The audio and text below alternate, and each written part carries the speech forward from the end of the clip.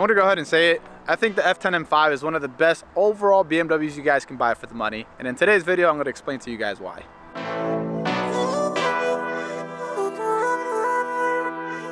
So let's go ahead and start with the exterior. The F10 M5 just has that traditional BMW look that many of us are familiar with and love. If you're not a big fan of what BMW is doing with their newer cars now, well, this is the perfect candidate. It has that traditional look. The kidney grills are perfectly sized. The headlights look really good and they age very well with the DTM rings. And you have the massive openings at the bottom for cooling, the radiator, and the brakes. This is just such an aggressive looking car from the front end, and I think it ages beautifully. The side of the car is equally as good looking. It's not over the top. I think it's designed just right. Depending on the paint color you go with, I have pure metal silver. You can really see those body lines from the quarter panel go up to the driver's side door and right above the side skirt where it shows a little bit of shadow, and you have some really good depth to it. Unlike the F80, F82, M3, and M4, and even the M2, where they're super thick back there in the quarter panel, the M5 really doesn't have that. It's more of a classy look, but it's still very practical because you can fit a lot of tire and wheel back there. These are 295 Pirellis, but you can easily fit 305, so that's not an issue getting an aggressive setup on this car.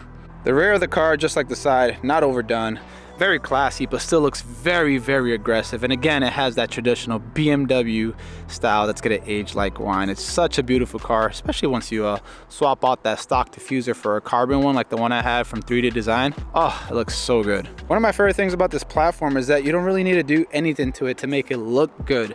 In its stock form, it looks absolutely amazing. Obviously, I've added some touches to the car, but I do make YouTube content and I sell parts online, so it's kind of part of my business. And to be honest, I didn't do much. I did wheels, suspension, blacked out some of the chrome stuff, added carbon fiber here, front and the rear, tint job, and some performance mods, which you guys can't see from the outside anyways. You don't need to mod these cars, but if you wanted to, it doesn't take much to make it look even better. Let's go ahead and talk about practicality. It's one of my favorite things about the F10 M5, especially because I have a family. There's literally room for everything. Let me show you guys the trunk space. It is so massive, guys. So massive. Look how deep it goes.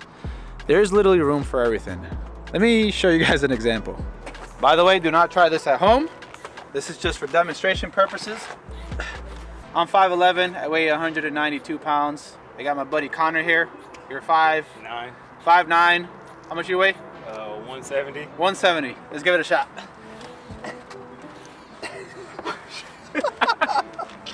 Oh, so stupid. hey, it's actually, it'll work. Hey, we in here, bro. Appreciate it. Yes, sir.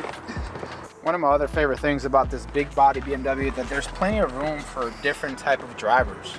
Big, small, different body dimensions. It's very versatile. Like, there's plenty of adjustability. If you have beefier thighs, you can adjust the bolsters in the bottom and the rear. There's plenty of headroom right here. You don't feel claustrophobic. It's a very good car that accommodates pretty much every single driver there is out there.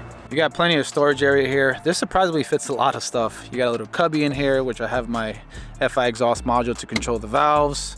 This section here for the cup holders. The center console has a lot of room. As you guys can see, I have a bunch of in there. When it comes to the rear seats and space, I haven't moved the front seats inside. Sat up front to show you guys the room. My knees are not touching. There's room right there. You can slap a car seat right there. And the best part, you got soft close doors, right? Boom, that's perfect if you have your baby in there sleeping and you don't want to wake them up. That's all you got to do. Just press it up against the body, closes on its own. You can also drop the rear seats, and man, you have an endless amount of space. So we'll drop them down. Guys, all that room.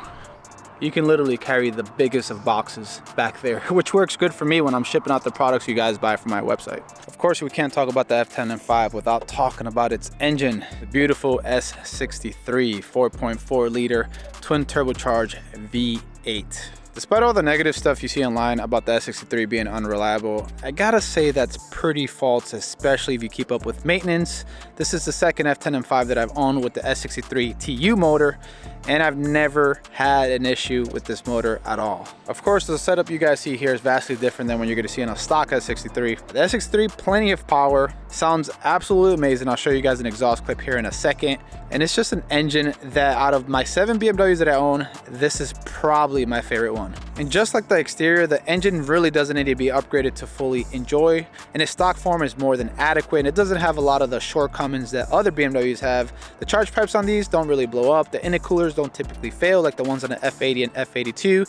The factory airbox, you just slap in a high performance filter in there and you're good to go. And the car makes so much power from stock that you really don't need any more. The competition version of these cars make like 575 horsepower. Special edition ones like Jahar edition or Pure Metal Silver edition like mine make like 600 horsepower, which is more than enough power to the rear wheels. But if you need a tune, hit me up. We do sell MHD tunes and Boot Mod 3 tunes. One of the coolest things about the twin turbocharged V8 is the sound. And while I told you guys that you don't really need to upgrade anything on this car to enjoy it, the exhaust is the one exception because it really brings the beast out.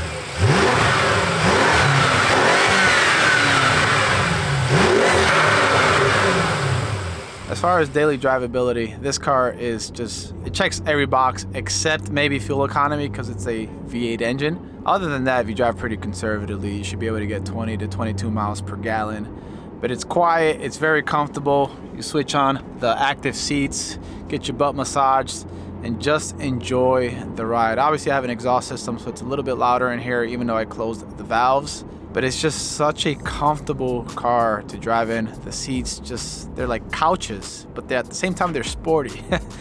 Hard to explain that, but it's a good car. Very well insulated. You can't really hear a lot of outside noise. And once you have like all the settings, like powertrain on efficient, comfort for the suspension, and comfort for the steering, it is just a very cool car to drive. And then when you're trying to have a little bit of fun, you can put it into full bananas mode, which is sport plus everything, which is saved to my M2 button here that I have to press twice because I have traction off. Then we'll downshift. Let's go.